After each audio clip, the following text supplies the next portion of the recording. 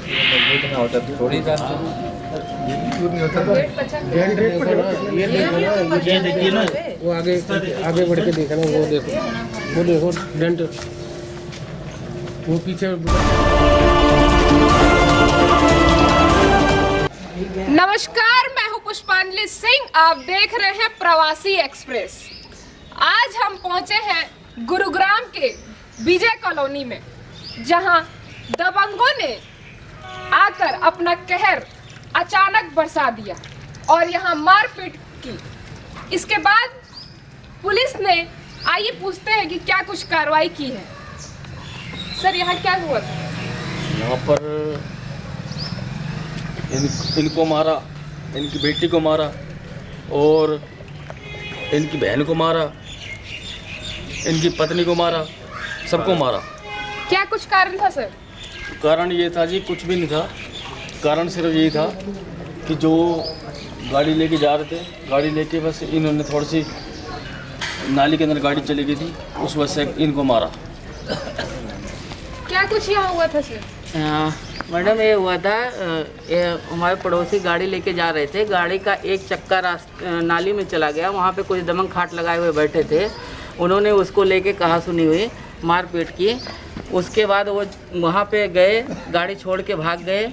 बाद में गए तो गाड़ी में से कुछ कैश वहाँ से निकाल लिया था, इन्होंने उस पर बातचीत किया, उसकी पत्नी को ही मारा। फिर उसके बाद आए वहाँ से 10-12 दबंग आए और यहाँ पे घर में घुस के मारा।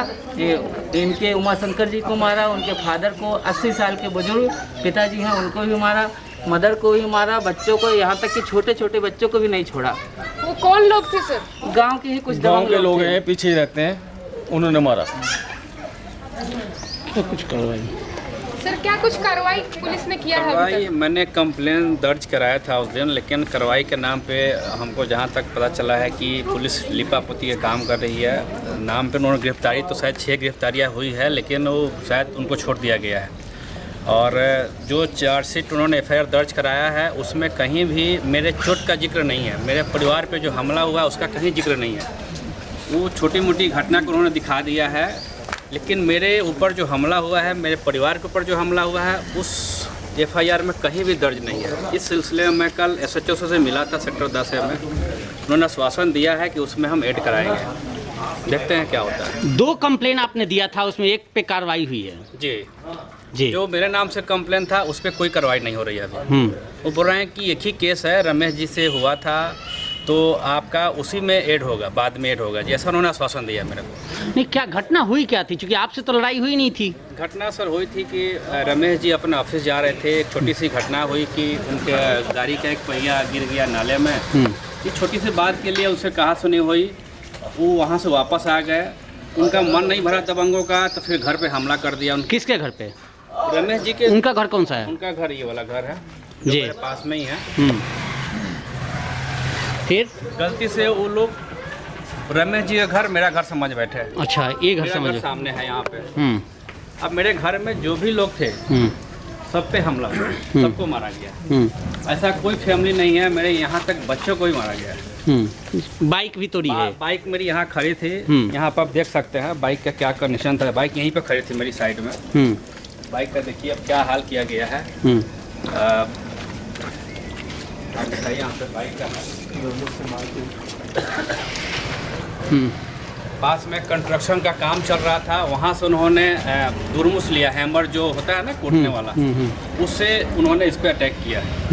उनका इरादा मतलब नेक नहीं था, काफ़ी आक्रोशित थे वो लोग। अगर मैं गेट नहीं बंद करता तो शायद मेरी जान भी जा सकती थी। मेरे परिवार में 2-4 आदमी की हत्या हो सकती थी उस दिन। जी। महिलाओं को भी चोट लगी है, कितने लोग घायल हैं? ये महिला है ना, ये ना सामने। क्या क्या कितने आपको भी चोट लगी थी? नाम बता दीजिए। मेरा नाम डेजी है। मैं तो घर में अंदर थी, मेरे पापा बैठे थे यहीं गेट पे, वो लोग अचानक से हमला कर दिए। तो मैं अपने पापा को बचाने आई, क्योंकि वो मतलब जल्दी उठ नहीं पाते हैं। मैं आई खींचने, तब तक उसने मेरे सर पे हमला कर दिया। अब वो पता नहीं तलवार से मारा, डंडा मारा, मुझे उस टाइम तो पता चला नहीं। और ये बिटिया है, अंदर बिटिया, और ये बिटिया है, इसको भी ईंट मारी है। आपको भी चोट लगी? क्या हुआ था? मास्क हटा दो।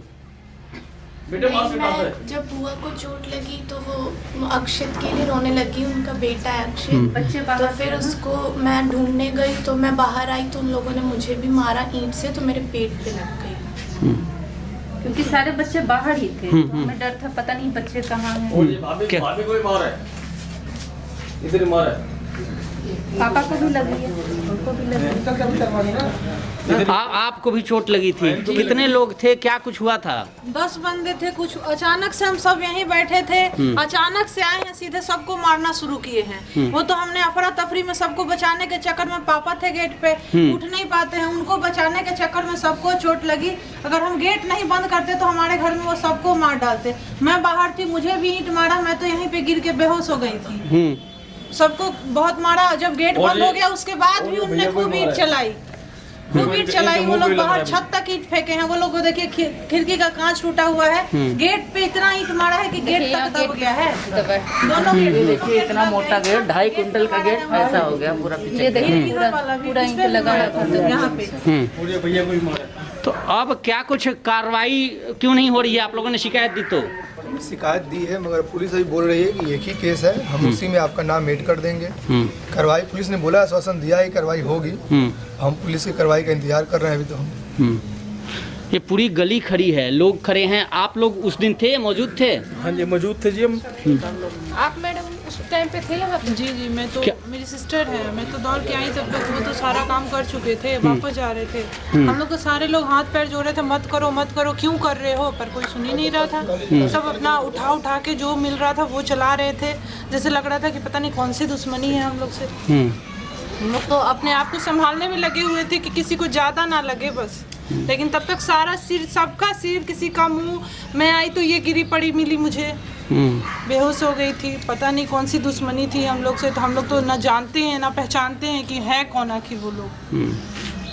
उमाशंकर जी, क्या वजह है कि अभी तक कोई कार्रवाई नहीं हो पाई, पुलिस नहीं कर रही है? जहाँ तक मेरे को लगता है, कितने लोग घायल थे पहले ये बता दीजिए। घायल में सर मेरे घर में सारे घायल थे जी। 6 आदमी घायल हैं जो मेरे परिवार में हैं। मेरे पड़ोसी में रमेश जी को चोटें आई हैं, उनकी पत्नी को चोटें आई हैं, और कॉलोनी में 1-2 औरतों को भी हल्की फुल्की चोट आई है जी। अब वजह हमको जहाँ तक है कि प्रशासन पे, पुलिस पे भी दबाव है, चूँकि लोग लोकल हैं जो भी हैं, हो सकता है कि प्रेशर हो केस को हल्का करने का। तो आप लोगों से रिक्वेस्ट है कि आप लोग थोड़ा सा देखो कि केस को हल्का ना होने दिया जाए, क्योंकि अभी जो धारा लगी है ना, सिर्फ गाली गलौज और थप्पड़ से मारने की जो धारा होती है ना, हल्की फुल्की धारा लगा दी गई है। फिलहाल इस पेशकश में इतना ही। देखते रहिए प्रवासी एक्सप्रेस।